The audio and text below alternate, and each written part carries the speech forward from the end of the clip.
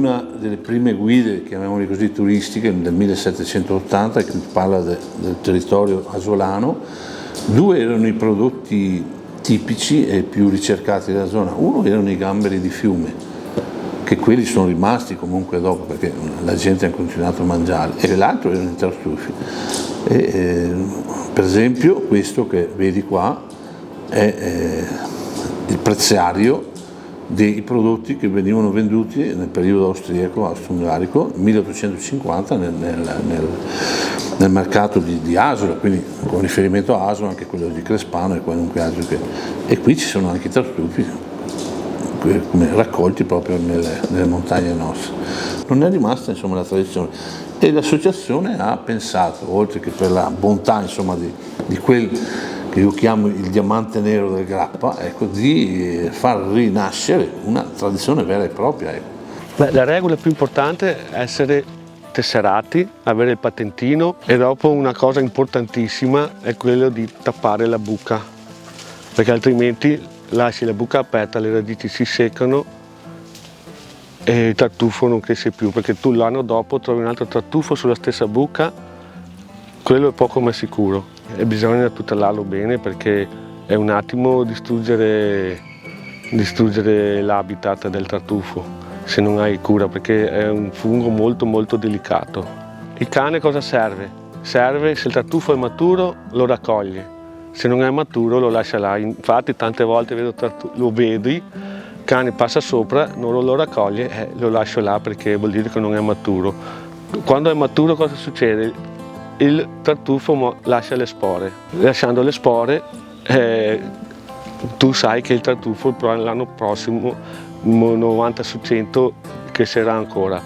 Ma purtroppo il fatto che si vedono i tartufi, c'è tanta gente che diciamo va col rastrello a raccogliere abusivamente, senza patentino, senza conoscere. Purtroppo tu pensa che io quando ho i tartufi marci non li butto via, li lascio essiccare e fine stagione mollo le spore dove ho raccolto, dove la terra mi ha dato il frutto.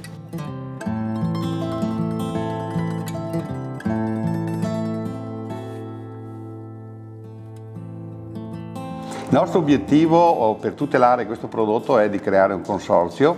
Un'associazione del tartufo del Grappa già esiste dal 2014 qui a Crespano.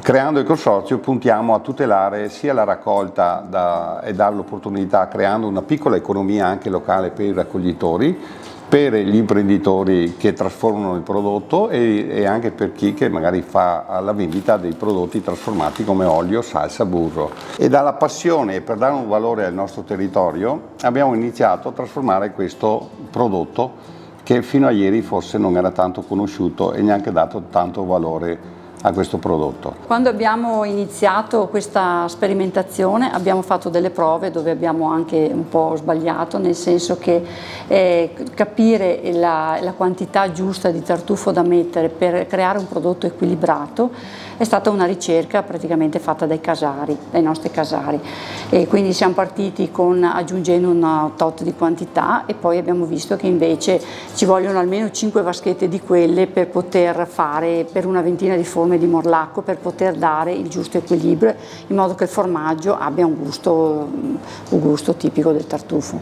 Il tartufo era ricercato anche perché si pensava avesse forti poteri afrodisiaci, quindi era anche un regalo con un altro significato anche sottinteso, ecco questo. Poi ovviamente la differenza tra il tartufo bianco e quello nero estivo e quello invernale è notevole, però era piuttosto conosciuto quello nero più che quello bianco, ecco.